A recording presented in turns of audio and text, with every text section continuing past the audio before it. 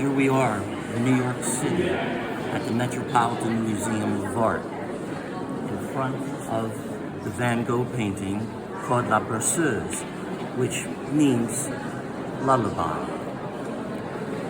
This is a very unique painting because this is the painting he was working on the day he had his first psychotic breakdown, and when he almost cut off his entire ear.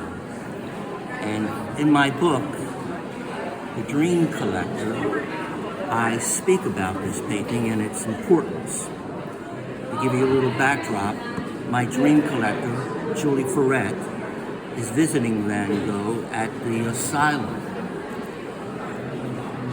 And she really wants to know why Vincent van Gogh had his breakdown. And she knows that this was the painting that he was working on when he fell apart. So here we are, Julie Ferret, at the asylum, speaking to Vincent van Gogh. I recalled the newspaper account of Vincent giving his ear to a prostitute named Rachel. And the grisly truth, as I stared over at him, Rachel had received almost an entire ear. I left him to brood and walk quietly about the studio.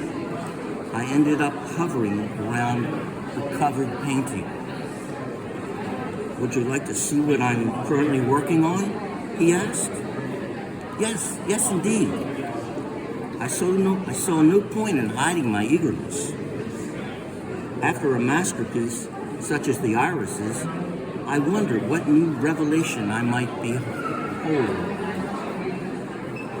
He came over and removed the burlap covering to a very familiar portrait. Shocked, I made no comment. She's Madame Roulin, the wife of my good friend, Postman Roulin.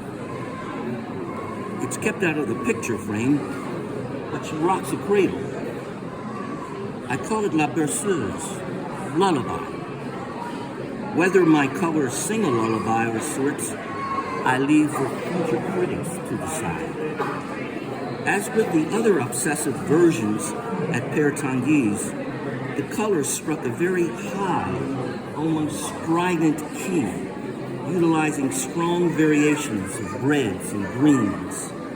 The patterns were equally intense, from the sinuous vines and greens and blossoming flowers on the wallpaper to Madame Roulin's scrupulously plaited hair in a coil atop her head.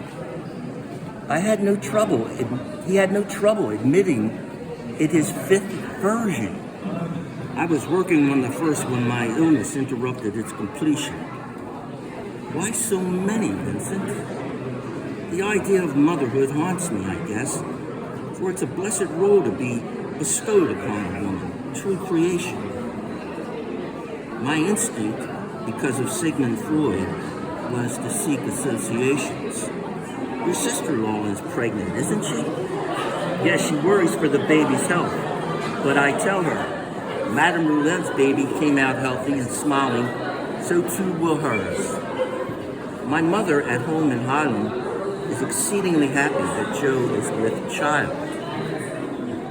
She looks forward to another boy in the family, a third little man, she hopes. He picked up his palette and brush, swirled the tip into a patch of Naples yellow, and turned to work on the portrait. Before my eyes, he started to create the rope that led to La Berceuse's hand, to the unseen cradle. His quick and vigorous brushstroke braiding the rope to match Madame Roulin's braided hair. An ingenious artist, he synchronizes elements that are ostensibly unrelated. He finished off the cradle rope by forming a loop and twisting it into a double knot around the mother's wedding finger. A shocking thought came to me. What if the thick rope handle she holds has another meaning? Something terrifyingly different than Vincent's conscious intent. Not a rope to cradle a baby, but a noose, a hangman's noose.